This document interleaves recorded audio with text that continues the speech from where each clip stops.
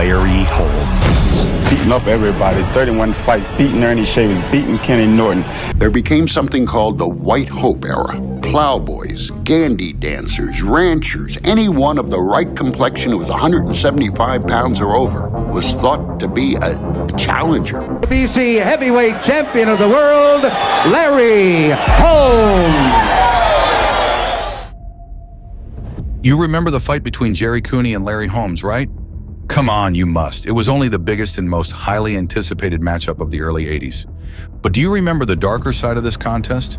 The disrespect, the insults, and even the outright racism Holmes had to put up with as champion to secure the biggest payday of his career? Not so clear?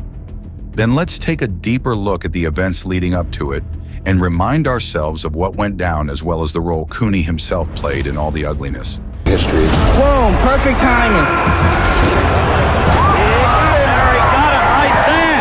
The heavyweight scene in the early 80s had gone stale.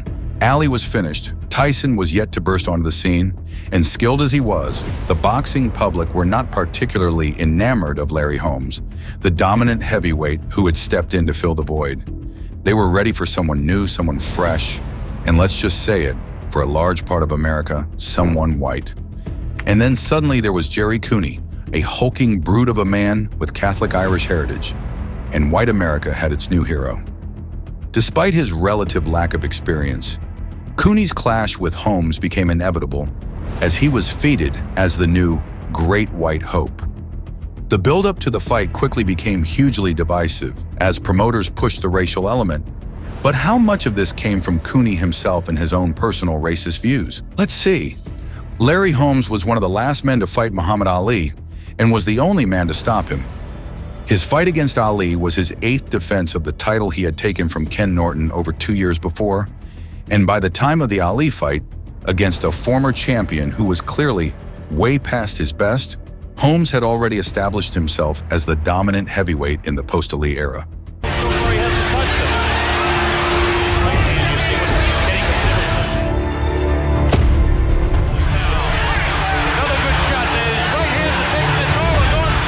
The problem was, Holmes was no fan favorite.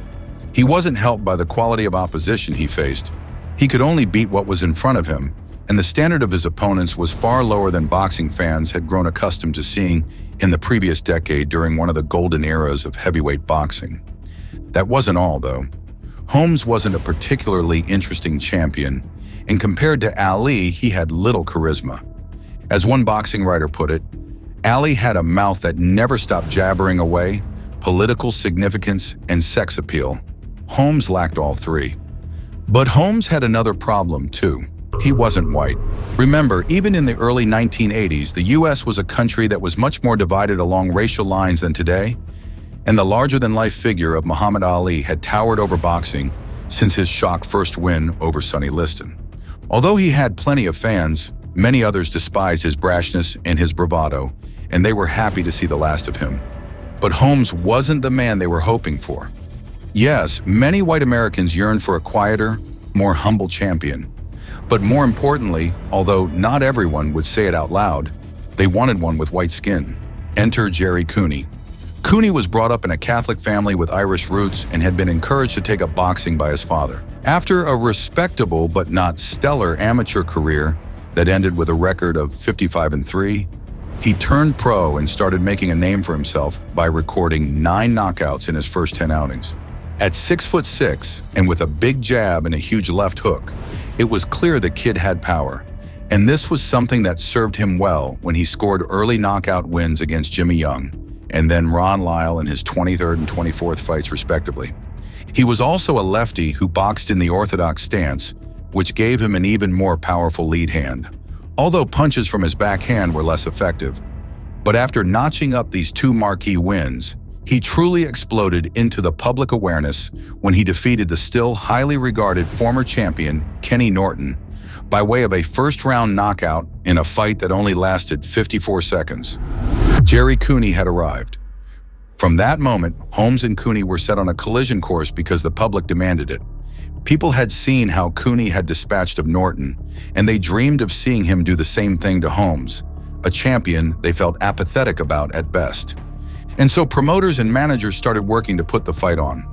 From the beginning, there was always a certain amount of genuine animosity, at least on Larry Holmes' side. Although he was champion, Holmes felt he was never given the respect he deserved, and due to the lack of exciting opponents for him to face, he had never been able to earn the kind of money he felt he was due. As Holmes stayed active, defeating Trevor Berbick, Leon Spinks, and Ronaldo Snipes, Cooney's team stalled, likely protecting Cooney against the possibility of a loss following the Big Norton win. Cooney ended up staying out of the ring for 13 months before the fight took place, and during this period, Holmes wouldn't hear any talk of a future bout with Cooney. At one point, while interviewing Holmes after his victory over Spinks, sports journalist Howard Cosell tried to bring Cooney in to talk to Holmes. This severely aggravated Holmes, and he was heard telling Cosell, "Howard, I'm gonna slap his face if you bring him over here, and I don't even want to talk about a Cooney until he put his name on a contract." He then made to attack Cooney before he was dragged away by his handlers. In other interviews, Holmes remarked of Cooney that if he wasn't white, he wouldn't be nothing, which was probably quite a fair comment, but it showed that there was always a racial element to the matchup. Holmes felt he had worked hard for everything he had, and he was resentful that Cooney was being gifted a place at the top table just because of his race. But the promoters, especially Don King, took the race angle and ran with it. For sure, Cooney was hugely popular, and a large part of this was because of the color of his skin. But it was King primarily that began pushing the Great White Hope narrative, and the public lapped it up, and so did the press. In the build-up, it was Cooney who was featured on the covers of Time and Sports Illustrated magazines instead of the champion, and to secure the fight, Holmes had to agree to an even split of the purse, even though the champ usually receives the larger share. This allowed Cooney to goad his opponent, telling him, "You need me more than I need you," which, in light of Holmes's previous purses, seemed to have an element of truth to it. The bout was to be the richest fight in boxing history, with both fighters taking home a reported $10 million.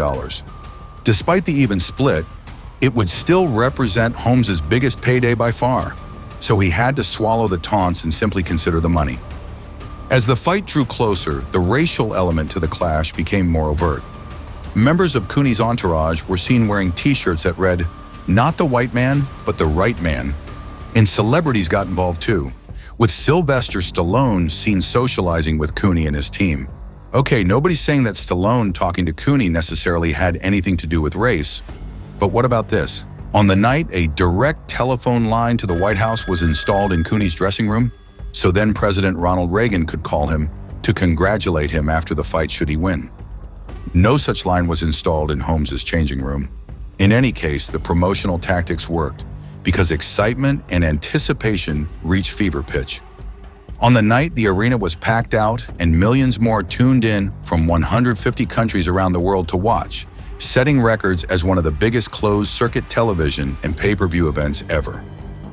Before the fight, white supremacists had threatened to kill Holmes, and black activists had responded by saying they would be there on the night, ready to retaliate if anything happened to their man. On the night of the fight, this led to snipers being placed on the roofs of all the Vegas hotels surrounding Caesar's Palace, where the fight was to take place. And then, even as the fight was about to start, Holmes was subjected to further indignity when his name was announced first, breaking with the time-honored tradition that the challenger's name be announced first and the champion's second. Was all this just innocent, or was the white fighter receiving unjustified preferential treatment? You decide. And then the fight was on, and the two undefeated heavyweights finally faced off in the ring. Despite the fractious build-up when the fighters touched gloves, Holmes was heard saying to Cooney, "Let's have a good fight." And for much of the fight, that's exactly what they did. Throughout his career, Cooney had made a name for himself as an early round knockout artist, and many expected him to come for Holmes from the first bell. But Holmes turned that script on his head and had Cooney on the canvas before the end of the second. To his credit, Cooney beat the count and took the fight to Holmes, landing some heavy blows to Holmes's body, notably in the fourth. But by the later rounds, Holmes began to take over as Cooney's inexperience and inactivity began to show. Fatigued in Larry Holmes. That's why there's no movement.